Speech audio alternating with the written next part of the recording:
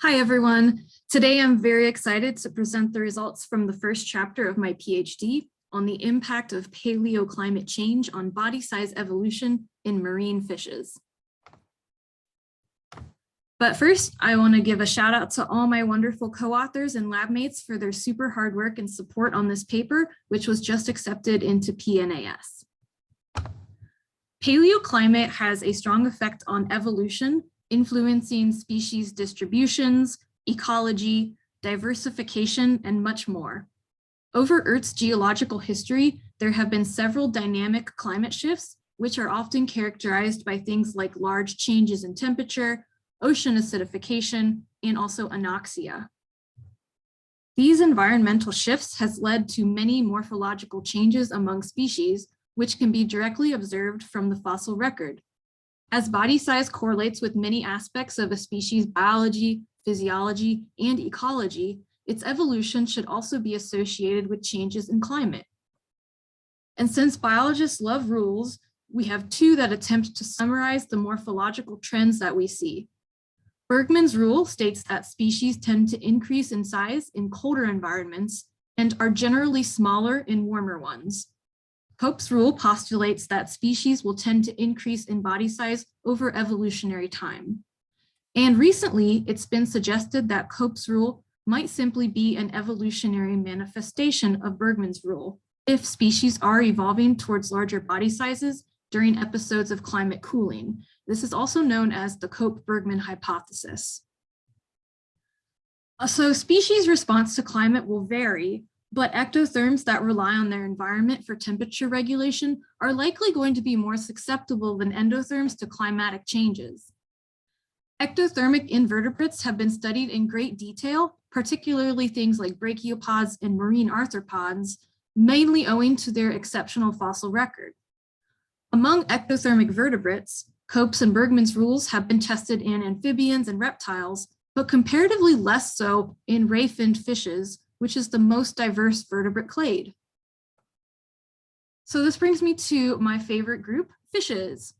Fishes in the order Tetradontiformes provide a really great model to test patterns of body size evolution in relation to paleoclimate events, mainly owing to their exemplary and well-studied fossil record, and also their extraordinary morphological diversity.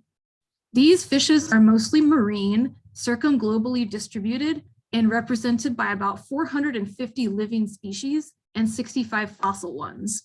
They include familiar faces such as the puffer fishes, the box fishes, and the ocean sunfish. So Tetradontiforms' morphological diversity, coupled with a robust fossil record, provides a really unique system in which to test the Cope-Bergmann hypothesis in ectotherms. So using Tetradontiforms as our model, we test the following questions. First, are paleoclimate changes correlated with changes in tetradontiform body size? So if a correlation is observed, do they follow the Cope-Bergmann hypothesis? That is, does their body size evolution correlate with paleotemperatures where tetradontiforms are evolving towards a larger body size during periods of climate cooling? So to answer these questions, we first generate a new time-calibrated phylogeny for tetradontiforms, which uses a total evidence dating approach that combines genome-wide data for over 1,000 markers with a morphological matrix.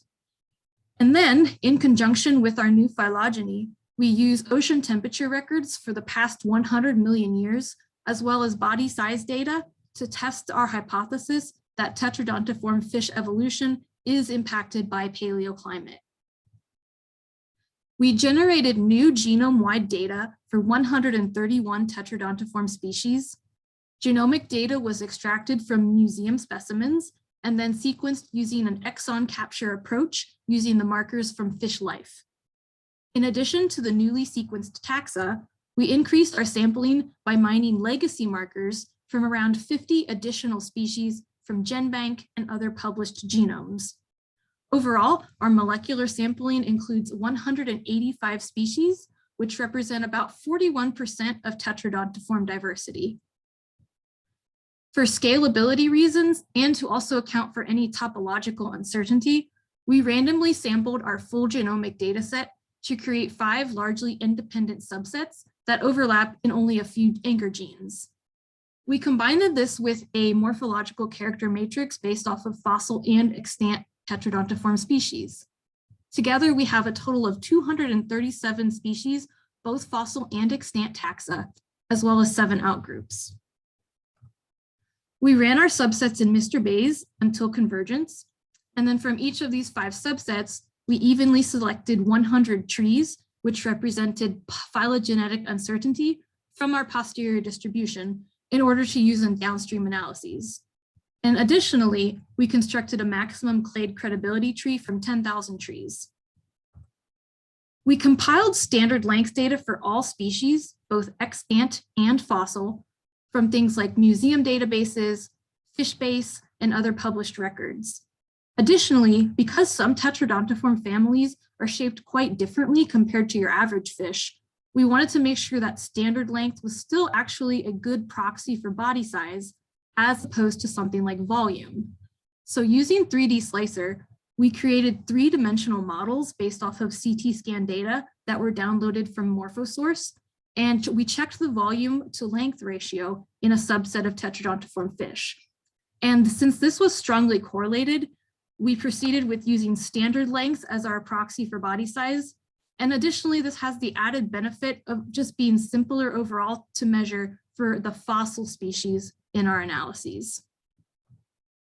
Our paleotemperature data from the past 100 million years is the curve from Scotesi et al. Based off of oxygen isotope data.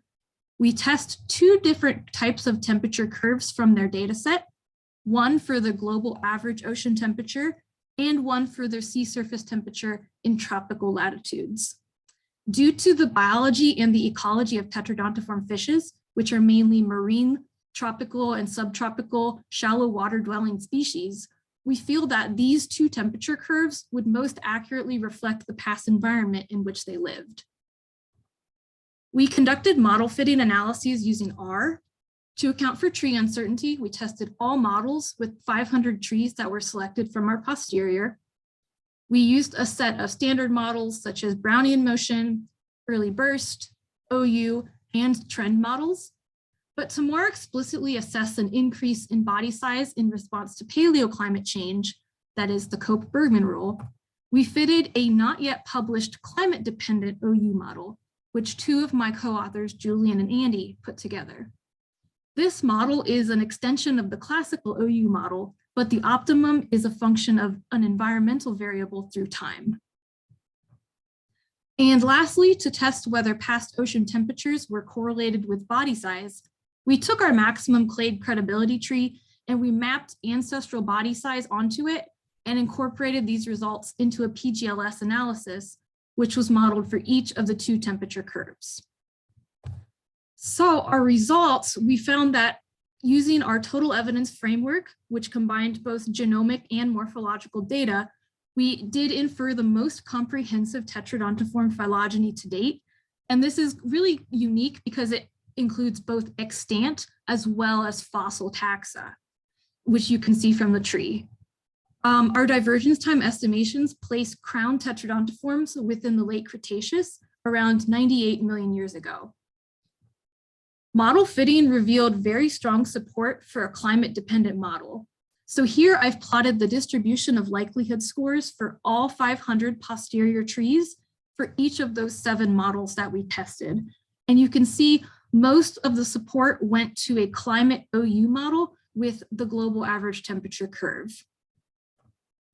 And next, to visualize the scale and the directionality of body size over time, we reconstructed and plotted ancestral body size as a traitgram.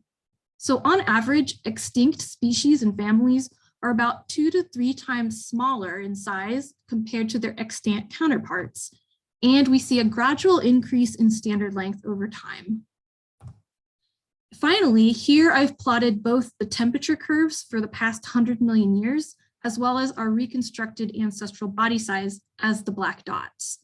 And we can see from the late Cretaceous to the present day, sea surface temperatures, both at tropical latitudes and on a global average, have been gradually decreasing, a trend that correlates negatively with tetradontiform body size. So PGLS regressions under a best fit model are significant for our global average temperature curve, but not quite at tropical temperatures. And this mirrors the model fitting results that we saw previously. So overall, our analyses provide strong support for a Cope-Bergman rule, where tetradontiform body size is strongly correlated with sea surface temperatures over time. And these results align with previous studies that have examined paleoclimatic effects on species evolutionary trends. Although exceptions do exist, Bergman's and Cope's rule is well supported in birds and mammals. However, among ectotherms, findings have been mixed. Some studies have identified support for these rules in arthropods, reptiles, freshwater fishes, and amphibians, but also no support and inverse rules have been found as well. Bergman's rule was originally hypothesized for endothermic vertebrates, and it describes how larger endotherms might conserve heat better in higher latitudes with cooler temperatures due to an increased surface area to volume ratio. So this heat conservation hypothesis behind the rule would likely not apply to ectotherms at all. Thus, other explanations or hypotheses for this pattern become necessary. And it is unlikely that a global explanation for body size evolution exists for all ectotherms in response to paleoclimate change. However, temperature does seem to be an important driver of their evolutionary patterns, as ectotherms have a reduced capacity for heat conservation compared to endotherms. And we see evidence for this in marine ectotherms, such as these deep sea ostracods, which were found by Hunt and Roy to have increased in body size over the past 40 million years, during which global deep sea temperatures gradually cooled. So in conclusion, we do find a strong link between the evolution of body size in tetradontiform fishes and past ocean temperatures. These results provide strong support for both Bergman and Cope's rules. These trends are less studied in marine fishes compared to terrestrial vertebrates and marine invertebrates. Furthermore, our results are robust to a number of factors that drive uncertainty in macroevolutionary inferences, including the use of different genomic subsets for time tree inference and the utilization of different paleotemperature curves. While the evolution of body size in tetradontiforms does appear to conform to a Cope-Bergman rule, other factors such as ocean acidification and dissolved oxygen concentrations could affect this trait and thus deserve some further investigation. And with that, I'd be happy to take any questions. Thank you all for your time.